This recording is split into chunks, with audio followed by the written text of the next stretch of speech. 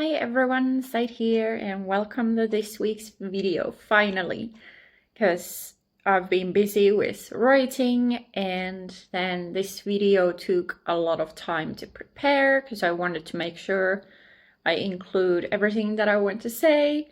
It's an important topic and that means this video is actually gonna be long. So apologies for that, but hopefully you'll still enjoy the information that I have to share, mostly based on my own experiences. Now, a little bit about the work thing that I was so stressed about a couple of weeks ago.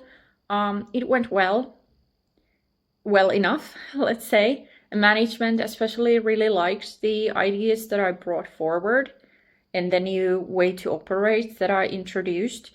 My colleagues were not as excited, but that was just expected.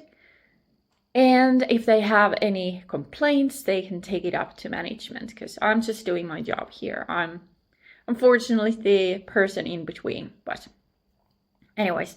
Also, I've been little slacking on my health hobbies lately because I've been writing like crazy for a project. I might talk about my writing projects in a different video some other time, maybe next week, who knows.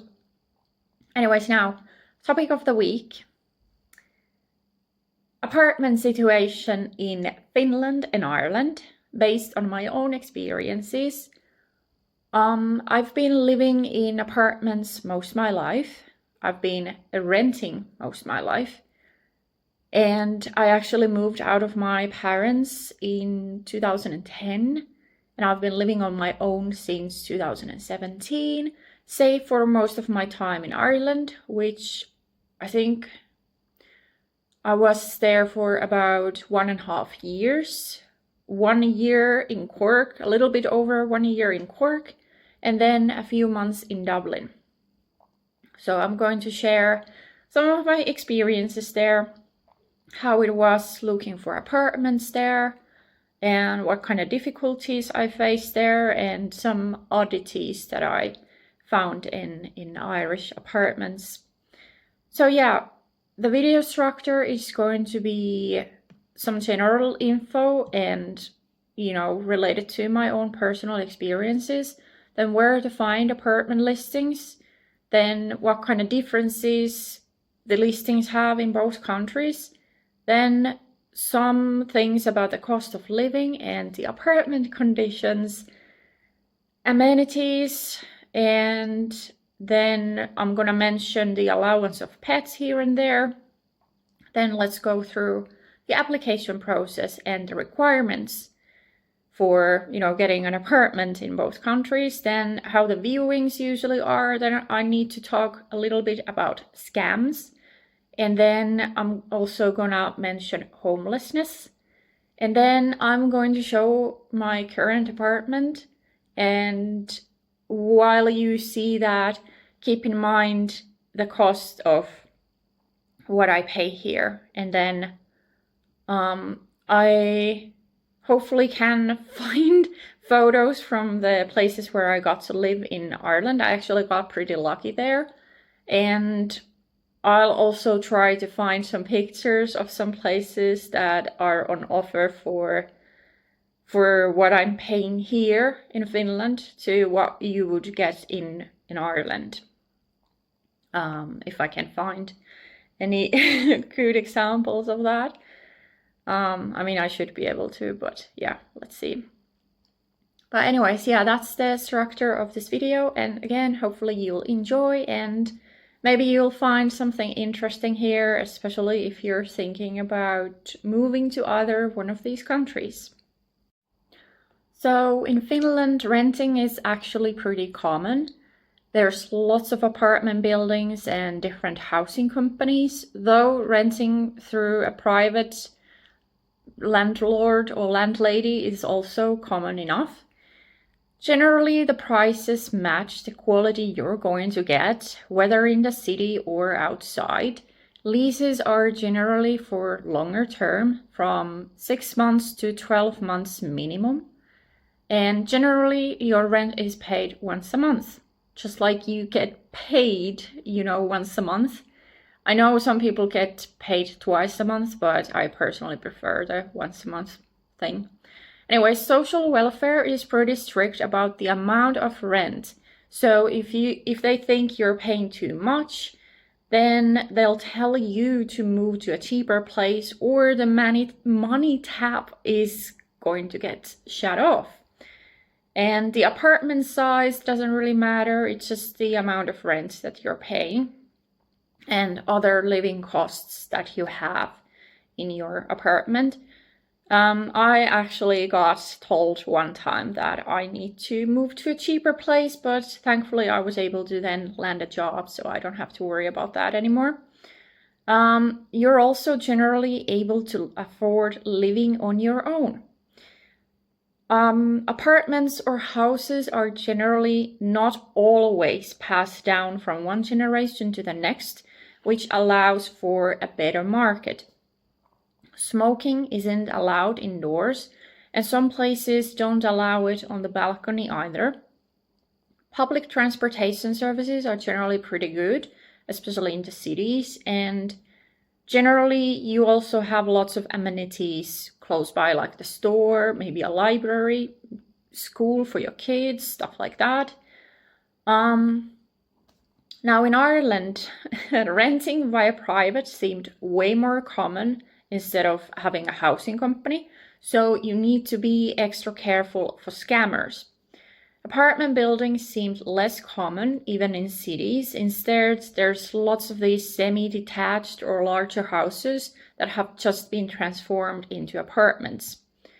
There's lots of foreign workforce, most for big tech companies like I was, and the demand for rent apartments is much higher than what's being offered. And generally, apartment conditions quality does not match the price that you're paying. And leases can be very, very short term. In fact, some listings are only for short term. And rent payment is more often mentioned as, let's say 400 euros per week instead of, whatever the amount is in a month. And I have no idea how welfare tries to keep renters in check, whether it's as strict as it's in here. But I do know that living on your own is way more difficult, and you might have to live with a housemate or several, especially if you want an actually good quality apartment. One listing that I saw was one house for 8 people in total with 1 bathroom/shower. And there was this 1 bedroom for 3 people, 2 in a bunk and 1 in a bed. And the listing was one of those bunk beds, and the rent would have been 1,500 a month. So that's just insane. And similar arrangements seemed actually pretty common, that they would be renting a bed in a room and the price was, somewhere in the stratosphere or something. Anyways, houses especially can often be handed down from one generation to the next, which made for a slower construction culture, and now there's a housing crisis. There's of course more reasons to it, but that's obviously one that I've seen discussed. Smoking is also not allowed indoors, at least. Didn't really see that many balconies, to be honest.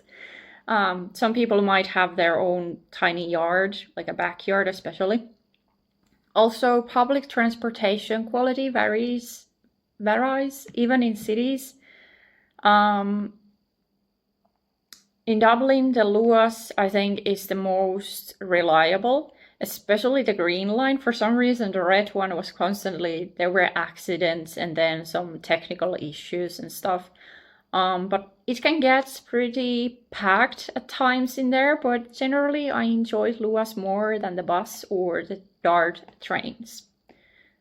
Okay, I think that's enough for general information, and now let's move on to apartment listings, where you can find them and what kind of differences are between these two countries. In Finland, there's actually quite a few places where you can look at apartments. My own favorite is vuokraovi.com, and vuokraovi actually literally means rent door. There's also oikotie.fi, which oikotie means shortcut. You can also use this website when you're looking for jobs. These websites don't generally show how many times a listing has been viewed. And this is one of the differences between the Finnish and Irish websites, because the Irish website, especially daft.ie, which I used the most, that showed how many views the listing has had. And often these numbers would be in the hundreds, even just moments after the ad had been posted. There's also Facebook groups where people are posting about looking for a place, explaining a little bit about themselves, or someone is posting a rent ad, showing some pictures of the place. But, with these groups, you have to be aware of scammers. Facebook Marketplace or something similar, I don't really recommend those because, scammers. I'll talk about those a little bit later. But I think in Ireland, the best thing you can do there is to have connections. Ask from your friends, ask from your colleagues, get in touch with realtors. And if your company has provided you with a relocation agent, then utilize their services. And if you can afford it, then you can, use those relocation agent services even after the relocation assistance has ended. Anyways, yeah. Then the differences in the listings.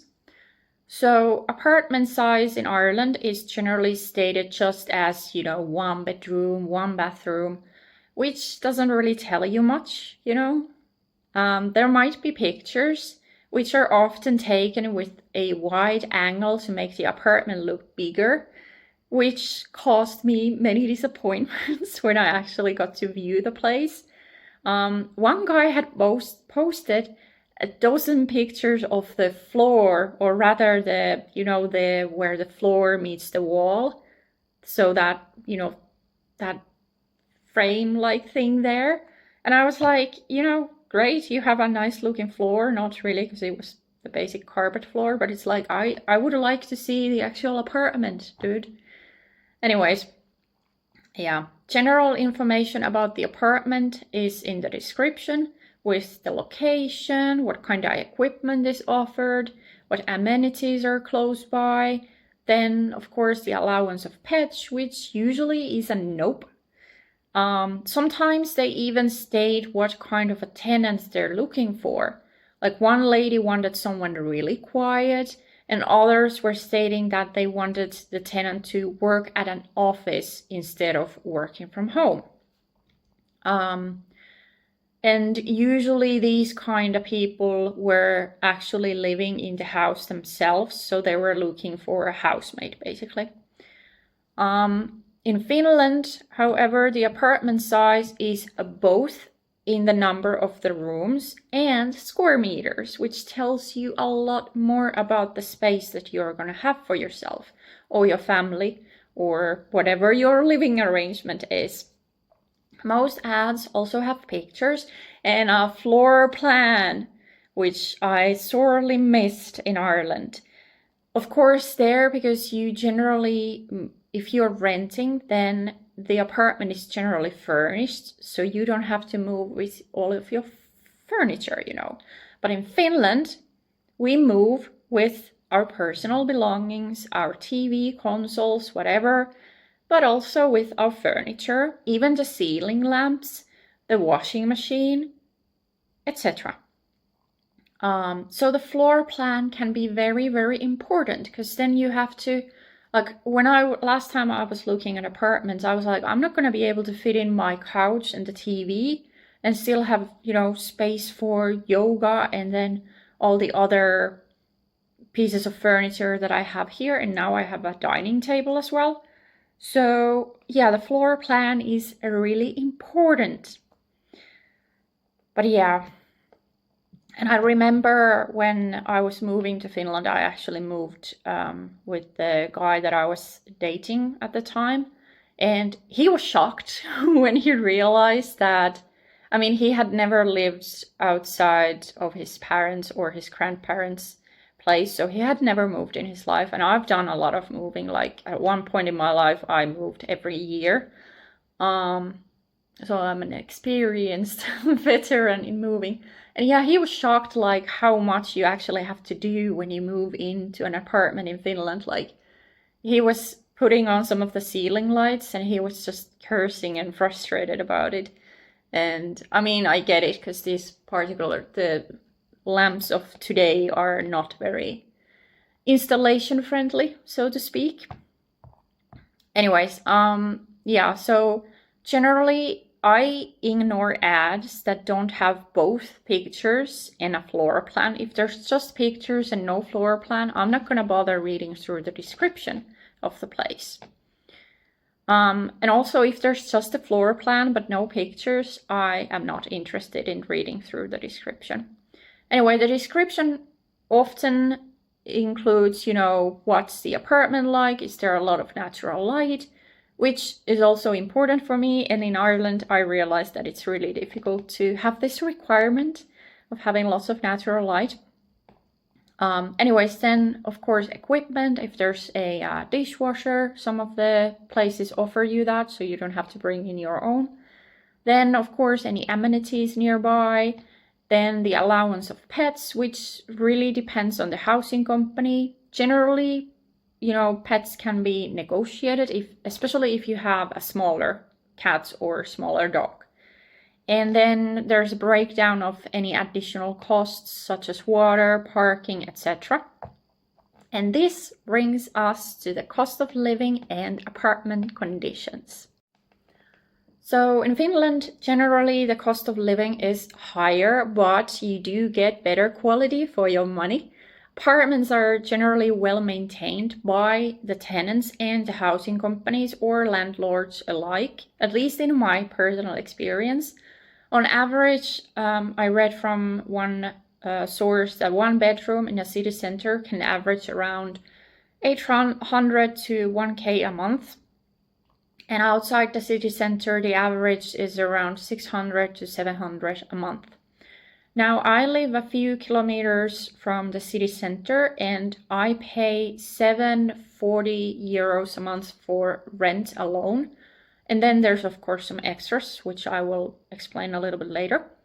Many housing companies offer a decent internet connection without extra costs.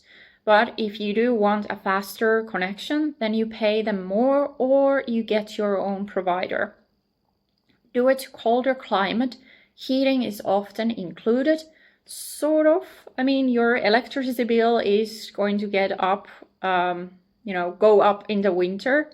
We do have double glazed windows, but there can still be some drafts, especially if there's like a breezy weather outside. There's lots of options for electricity plans, and most apartments these days have a water meter. So you pay a set price for the water, but if you end up using more hot water, then you have to pay them more. But for example, my apartment thankfully doesn't have that shit. So I pay 25 euros a month for water. And that's it. Then parking prices vary if parking is offered at all. I currently pay 30 euros a month for 2 spots because we don't have guest parking. And on the rare occasion that I have a guest who comes here with a car, they need to park somewhere so they don't get a parking ticket. If your own apartment doesn't have a sauna, I know a lot of people think that we all have one, but we don't. But anyways, if your apartment doesn't have one, then the building might have a communal sauna, and generally you have to pay a set monthly price for using that. And the idea is that you pay it, and then once a month you have your own sauna turn. that you have reserved. There's also like women's nights, men's nights. There was one place where I lived where they had this running group, and it was also divided between men and women. But yeah, the building might also have a laundry room, which generally is free to use, but again, you have to reserve your own turn to use it, either just writing your name on a piece of paper or reserving through the housing company website or some other service they have. There was one place where I lived that they had a coin-operated laundry machine, and that was bullshit, because we don't really use cash anymore, you know. So yeah. Then trash collection is usually included in the rent, and it's very highly organized. We have bins for general waste, plastic, cardboard, paper, bio-waste, glass, metal, and then if you have batteries that you need to get rid of, you take them to a store. You have bottles, you know, plastic or metal, plastic bottles or metal cans. You take them to a store to get a little bit of money back.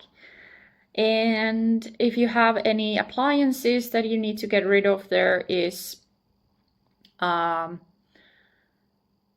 you usually can take them to like electronic stores. They might take them in, or there's a specific like collection point where you can take your tech that you don't really need anymore, or kitchen appliances or a broken washing machine.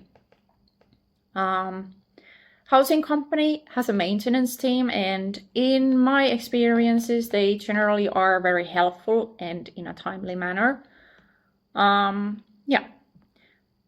Now, in Ireland, there's lots of competition, especially in the cities. So you pay an arm and a leg for a roof over your head, and you are more likely to get a moldy cleaning closet-sized place, or you have to share a room with 2 other people, like in the ad that I mentioned earlier. Also, sorry for the lighting change, because, you know, I don't have a ceiling light on and the sun decided to go away. Anyways, rent alone is typically between 1,500 euros to 2,000 euros a month, or even more. And even if you're sharing, but you want better quality, then you pay more. Outside the cities, it's slightly less expensive, but apparently the competition and prices there are going up too, at least according to one hotel staff member that I talked to. She told me that she actually lives outside Dublin, but because of all these people who want to work remotely, then the demand has gone higher, so the prices are also going up. Water, however, is always included in the rent. However, getting it heated can get expensive, you know. Apartments are not always well maintained, especially older buildings can have issues with dampness and even mold, and heating is typically not included in rent. Some buildings, by what I saw, do have double glazed windows, but moisture can collect between them, and there's also draft. And all places I lived in and looked at in viewings seemed to detest the idea of curtains, which could block away some of the chill, you know. Also, there was a study conducted by Cork City. I think this was in early 2022. And they found that 95% of the rent apartments were actually found to be inhabitable. So yeah, there's sometimes issues of leak spots on walls and ceilings, and they might just get painted or plastered over, or it's just plain out ignored, like one landlord decided to do. So maintenance is really up in the air, it seems. Trash collection is not included in rents, and you might have to figure it out by yourself with a trash collection company, or you use a pay-per-use service. Apartments generally are furnished, like I mentioned earlier, by the landlord or the landlady, and they might offer a dishwasher and or a laundry machine. And speaking of these machines, now we come to some oddities that I found a culture shock really while I was there. So my first dishwashing experience in Ireland with the machine was a huge source of stress because I couldn't see this safety lever for the machine anywhere. Like in Finland, we have it on the tap in the kitchen and then in the bathroom. And the purpose of this is that when you have it on the off position, then the machine is not going to get any water. And there's not going to be any leaks, you know. But if you have it on, then the machine is going to get water. And if there's any problems with the machine, then you can just, you know, shut off the water and make sure no more water is going to be going into the machine. And so I couldn't see this lever anywhere. And I was like, do I even dare to put this machine on? Like, what if it breaks and I need to stop the water from entering the machine? And my first laundry experience was the same, because I couldn't find the safety lever anywhere where I could find it easily and easily operate it. And yeah, I'll show this thing when I show around my apartment. But yeah, that was one thing I could not get used to. Also, the fact that a lot of places have the laundry machine in the kitchen. I mean, I already encountered this while I was in England, but still, it just baffles me. Like, there's no water drain. So what if your machine breaks and you have to empty it out, you know? Or if you're cleaning the lint thing, you know, there's the small hatch at the front and you open it and then you unscrew the thing there and then water leaks out. What you gonna do with the water? You know? Like, sheesh.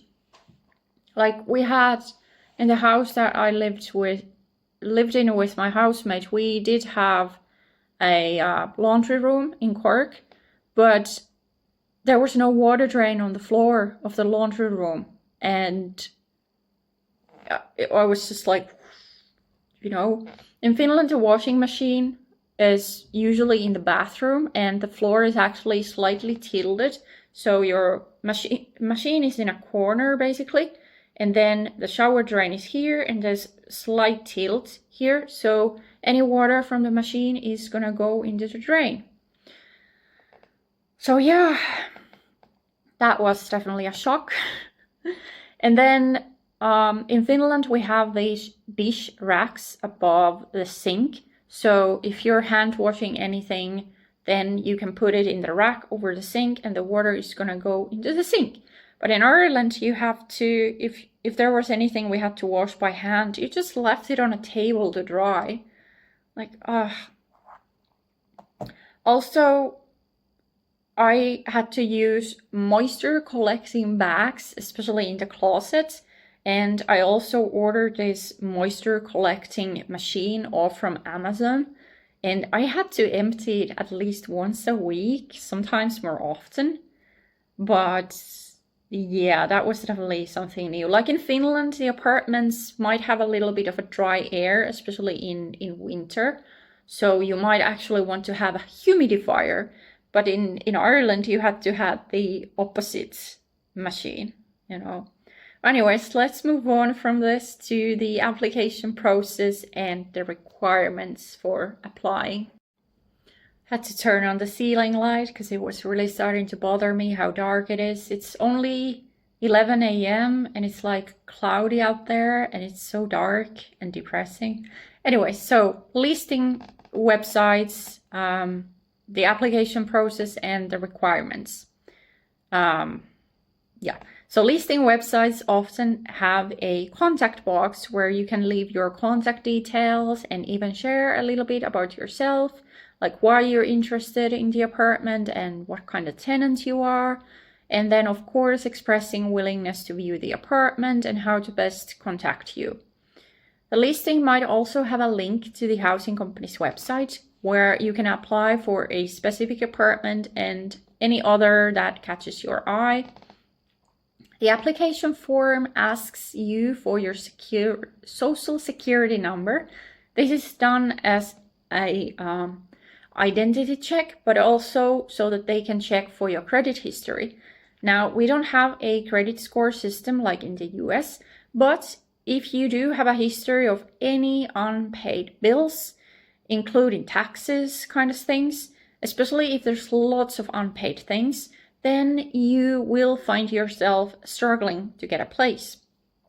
At some point during the application process, whether you're applying through the housing company website or through some other means, your SSN will be asked after to do this check. And if it's not asked, then that's grounds for suspicion, at least in my opinion and experience. Proof of income might also be asked after at some point, whether you're employed or, on social welfare. You have to prove that you are able to pay the rent on time. Generally, it's easier in Finland to get a viewing of the apartment, and the viewings are often just you and a realtor, but sometimes there might be a bigger crowd. I think it's a good thing to ask questions from whoever is giving the tour, to express your interest and maybe even advertise yourself as a good tenant. Some places might offer a virtual tour, but personally, I always recommend going in person to sniff out the place. And I mean that, like, you have to make sure there's no weird smells, and then of course you want to have a feel of the place. Does this place feel like something that I would call my home? And this is especially important if you're like me and you spend a lot of time in your home. Now, in Ireland, the listing websites can also have that contact box. However, the poster might express a preference of reaching out to them, like no emails, no phone calls, and they will be receiving a lot of people reaching out to them asking for a viewing. So you have to somehow try to stand out, which is really, really difficult to do. And they might not always, react, even if you use the contact box, they might not react to that. So for example, I lost count of how many apartments I sent an inquiry about, but then received no response. I think I received maybe 10 responses in total to like close to 100. I don't know. Anyway, similarly, however you manage to contact the person who is renting, share a little bit about yourself, stressing your ability to pay rent, and if the poster has stated any qualities they look in a tenant, like if you're a quiet person, if you work from home or the office, emphasize having those qualities, Now, if you're lucky, they'll respond to you asking for more details, but you need to be careful about what you share, such as your PPSN and any pictures of your IDs, because some people might put up false listings to collect people's personal information without any intention of actually letting you see an apartment. They don't actually have an apartment to rent for you. Oh, I'm still getting used to my new hairstyle. Much better. Anyways. Yeah, so this really makes the situation ultra tricky, especially since you're supposed to provide some sort of proof of employment and possibly even a bank statement from the past couple of months before you intend to rent. And they will also ask for reference letters from previous landlords, which is something we don't do here in Finland. I mean, I think it's in only the past couple of years that I've been back to Finland that people actually want reference letters from your previous employers. But yeah. And if you do get yourself a viewing, there's probably a big crowd. One time in Dublin, I was still in the queue for the viewing, and then we were told to leave because the new tenants had just been chosen. There's also rumors of people saying they can pay a lot more rent than anyone else in the line, and bam, the apartment goes to them. If you do get to see the place, ask questions, and again, make sure there's no weird smells or anything. Tell them about yourself. The person doing the viewing might actually even approach you and ask you a few things, and then you might be asked to leave your contact information on a piece of paper and an expression of your interest and how many people are going to be moving in, and possibly also a photocopy of sorts of your ID. You might also be asked if you smoke, if you have pets or kids, and even your relationship status. One lady in Dublin actually told me she just kicked out a young woman whose new boyfriend had started living there with her, and the neighbor had snitched on them, you know. She also didn't want her tenants using her backyard where she'd sometimes hold yoga classes. So yeah, that was a no for me, like, yeah, just no. Lots of places also were like these garden sheds that had been transformed into small apartments, with the property owner able to have you constantly in their view from their own windows. And they might have even had security cameras around. So that was really uncomfortable and really weird.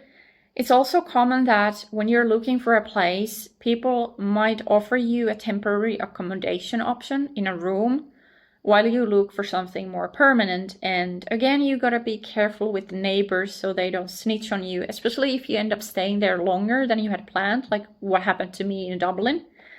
But I got lucky there that the family I was staying with, they actually moved back to another country, and the neighbors were really, really nice, and I was a good tenant there as well, so they barely noticed my existence and I barely noticed them.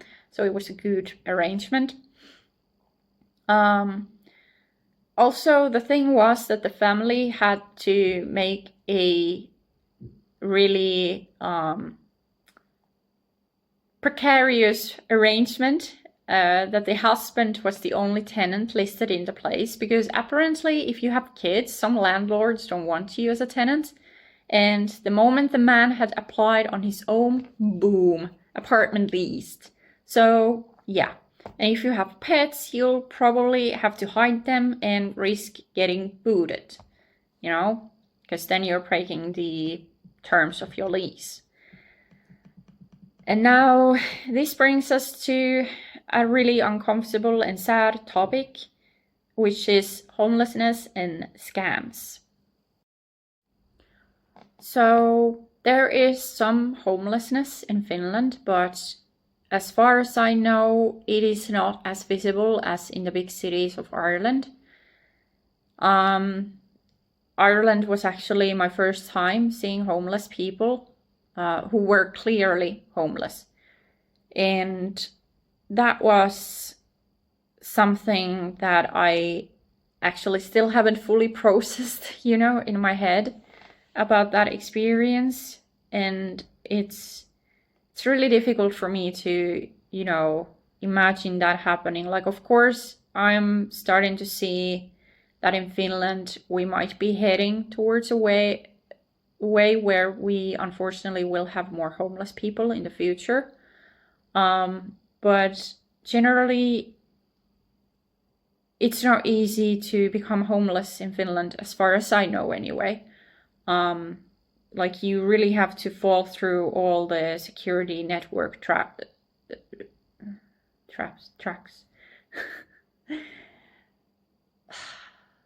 Cracks. That was the word that I wanted. Yeah, you really have to fall through all the cracks to end up homeless here. But in my understanding, the situation is different in Ireland, that it's easier to become homeless there.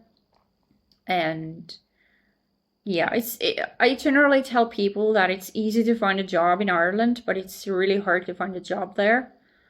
But in Finland, it's easy to get a place to live in, but then finding a job, that's the problem. And that's the problem that I had when I moved back here, and even before I moved to Ireland. And yeah, that's a whole another topic for some other video probably, but anyway.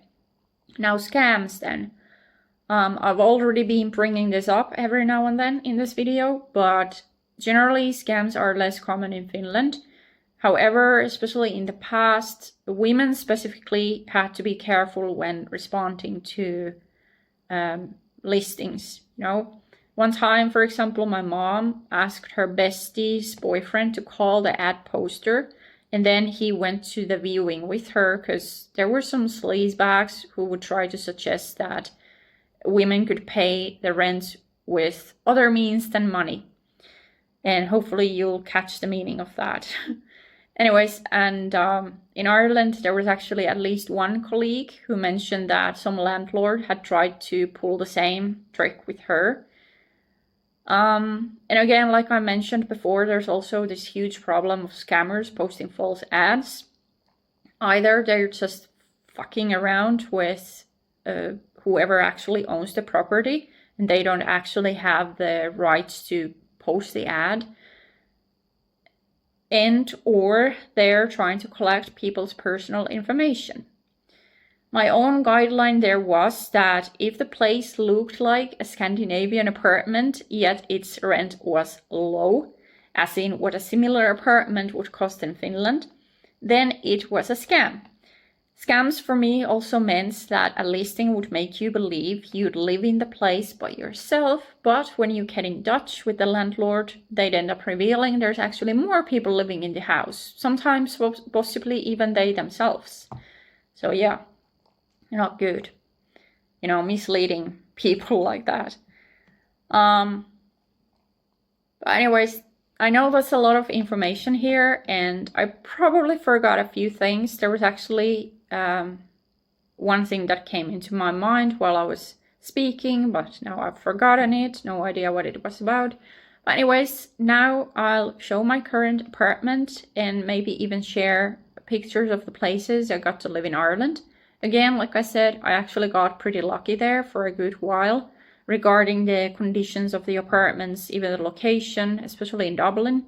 But yeah, then my luck ran out and I found myself back in Finland. Anyways, after I've shown around these things, we'll wrap up this video. And yeah, I know this is a long one, but hope you've still enjoyed and found some useful information here. Anyways, let's have a tour of my current place now. So this is one of the corners of my living room here. And then that's my brand new dining table. I actually have a funny story about that, but I'm not going to include it in this video because this thing is so darn long. And yeah, there's my desk area and printer, some books. And yeah, this is the living room basically. So couch, TV, my fireplace, and then bedroom. There's a balcony, decent sized. I actually have some chairs there so I can just sit there and relax. There's a corner for a bookshelf. Closets all full, yeah, really full for someone who uses just a few pieces. Table, then the entrance. There's an area for jackets, shoes, closet full of boxes basically. Then kitchen area. I don't really need a whole lot in the kitchen because I don't really like cooking. Which reminds me, I actually have this this magnet here. Help keep the kitchen clean and eat out. And this is also my favorite. Because, you have to have some mess when you live in a place. But yeah. And then there's a bathroom. I have a sauna. The Irishman really wanted one. But I use it actually for towel storage because I have a bunch of towels. But yeah. And a washing machine.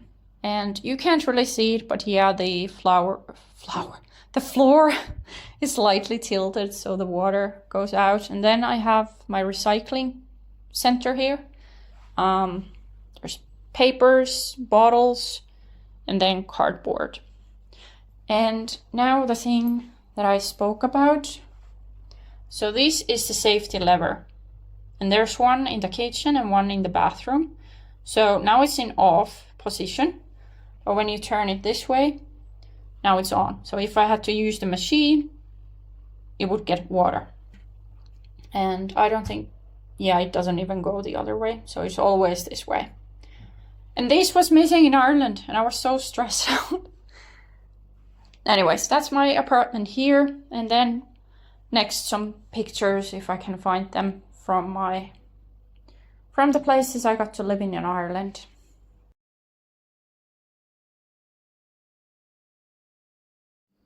Oh yeah, there's one thing I forgot to mention about the Cork apartment or the house that we lived in. So we had a tiny backyard, and so we had a lawnmower and it was electric and there was a cord, but there was no socket for it outside. There was nothing where you could plug it in outside. In Finland, I have this on my balcony as well. We do have a socket outside of houses and there's a cover for it, so the weather doesn't affect it. And so whenever we had to mow the lawn, we had to have the cord indoors. And then because we also had this concrete thing, you can see it in the picture. So it was really a struggle to get to mow the lawn, you know, and yeah, that was definitely a weird oddity that was there. So yeah, anyways, that's all.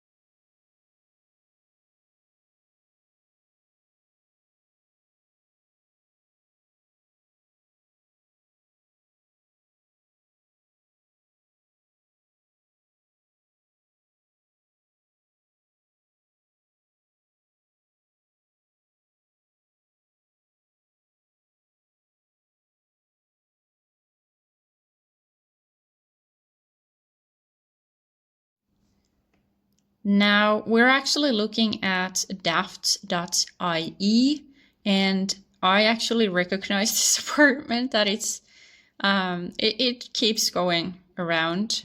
So this is in Dublin, Whitechurch Green, Ballyboden, and yeah, there's a property overview, and this is furnished, lease, minimum 1 year, great location, blah blah blah.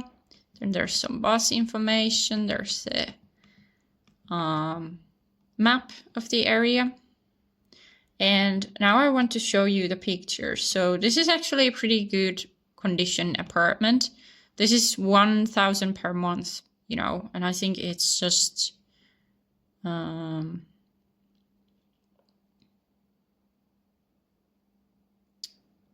yeah, it doesn't mention the extra costs for the electricity or anything like that.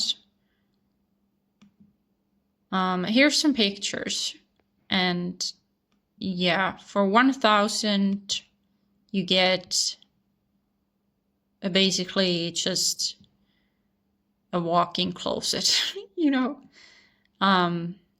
The bed is, I guess it's right next to the entrance, and this picture here is exactly how I recognize this place, because I've seen this exact same picture back when I was looking for apartments in Ireland. So yeah, I think they did upgrade the bathroom possibly. But anyway, so keep this in mind while, you know, comparing this this is 1,000 euros, just rent alone, assumably. And then think back on what I just showed for my apartment, and in total, for everything, I'm paying a little less 800 euros a month. So yeah, anyways, just wanted to show this. Oh yeah, and one thing that I forgot to mention is the availability of these apartments. So in Ireland, it's pretty common that they tell you it's available immediately because of the bigger competition there, you know, for places. However, in Finland, it's typical that you can take more time, you know, moving, and generally it's you have to let your landlord know that you're moving, or the housing company to know that you're moving 1 month before the actual moving dates or something like that. But in Ireland, in my understanding, you just can do that a little bit faster, I guess. Like I'm seeing a lot of, like, I'm checking these places and I'm seeing a lot of them being like available for immediately, or immediately from available from, you know, there's a date then and stuff like that. Some places in Finland are also listed as available immediately, but again, because of your current lease, it takes time to actually move, while in Ireland things can just, you know, happen like that. I can't snap my fingers. But anyways, yeah, just wanted to bring that up, that it's also a difference here between these two countries. So yeah, that's a wrap for this week's video, and I know it's long, I'm really sorry about that, but there was so much to say, and like I've said at least a couple of times, I've probably forgotten some things. And yeah, hope you enjoyed this and maybe found this helpful, especially if you're thinking about moving to either Ireland or Finland. And if you got your own experiences from these countries, please feel to share in the comments. And of course, like and subscribe.